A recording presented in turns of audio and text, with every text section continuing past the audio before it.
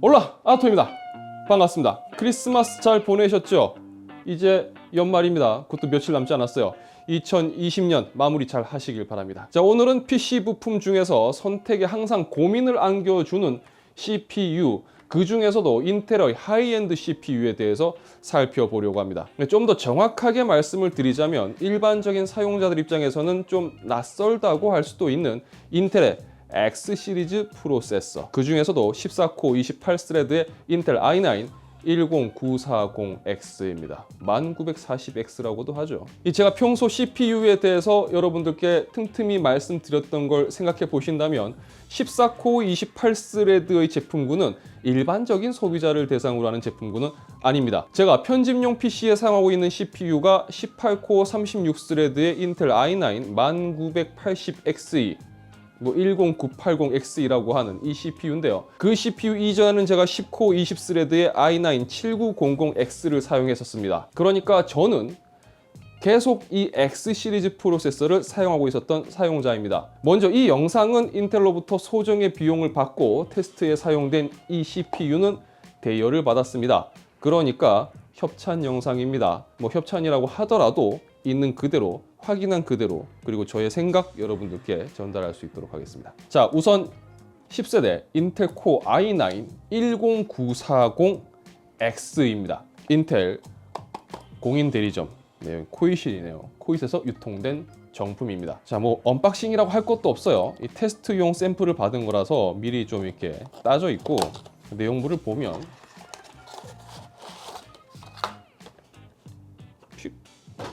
이런 거 좋아하시죠? 네. 저는 이거 잘 안 붙이는데, 그래도 이거가 이제 케이스에 붙어 있으면 뭔가 좀 자부심? 네, 자부심이라는 게 좀 생기죠. 또 치우고. 언뜻 보더라도 CPU 사이즈가 굉장히 커 보이죠. 이 X 시리즈 프로세서는 2066 소켓을 사용하는데요. 그러니까 1200 소켓을 사용하는 우리가 좀 익숙한 1400, 1700, 1900 이런 CPU와 비교하면 좀 차이가 있습니다. 자, 여기 비교하시기 편하게 제가 1700 CPU를 갖고 와봤는데요.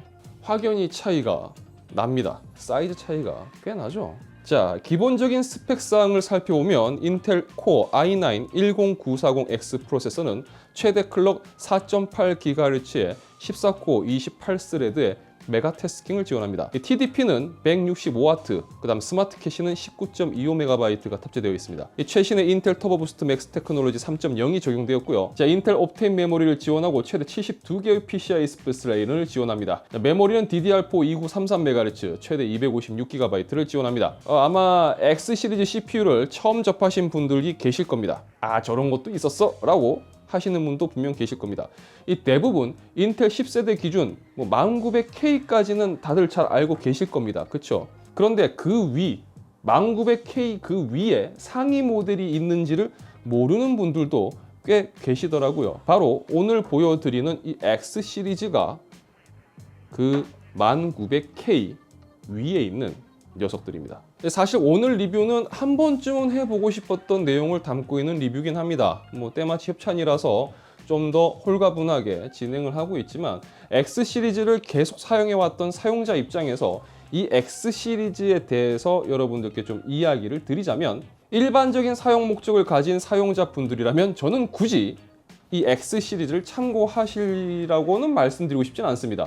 그냥 모르셔도 돼요. 일반적인 사용자분들이라면 흔히 알고 있는 1400이나 1700K 혹은 1900K 같은 이런 CPU만으로도 충분히 필요한 필요 이상의 성능을 제공받을 수 있기 때문에 일반적인 소비자 입장에서는 이 정도 CPU만 알고 계셔도 상관이 없기 때문이죠. 그리고 현재 오픈마켓 기준 소비자 가격이 10940X 이 CPU 같은 경우는 95만 원대입니다. 가격 역시 쉽게 접근하기는 어려운 가격입니다. 그러니까 더더욱 일반적인 소비자들에게는 굳이 이 CPU 권하고 싶진 않습니다.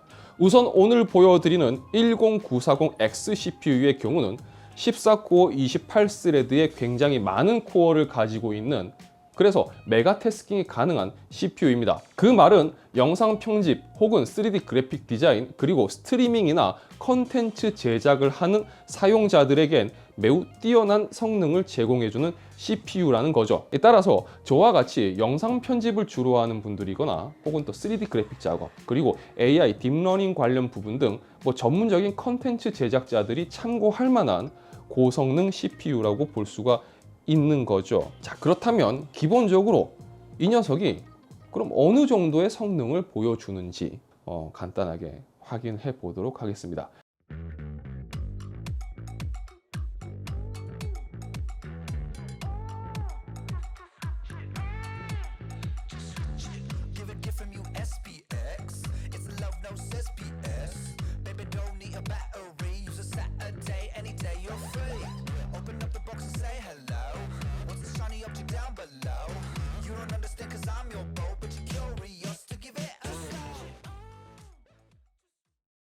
자, 테스트 결과를 보면요. 일단 코어와 스레드가 더 많기 때문에 10940X가 이 부분에서 훨씬 더 이점이 있고, 또 렌더링이나 생산성 관련한 부분에서도 1900K보다 좋은 점수를 보여주는 걸 확인할 수가 있습니다. 자, 그럼 게임 쪽은 어떨까요? 사실 X 시리즈에서 게임 성능을 이야기하는 것 자체가 좀 넌센스이긴 한데 1900K와 간단하게 비교를 해 보도록 하죠.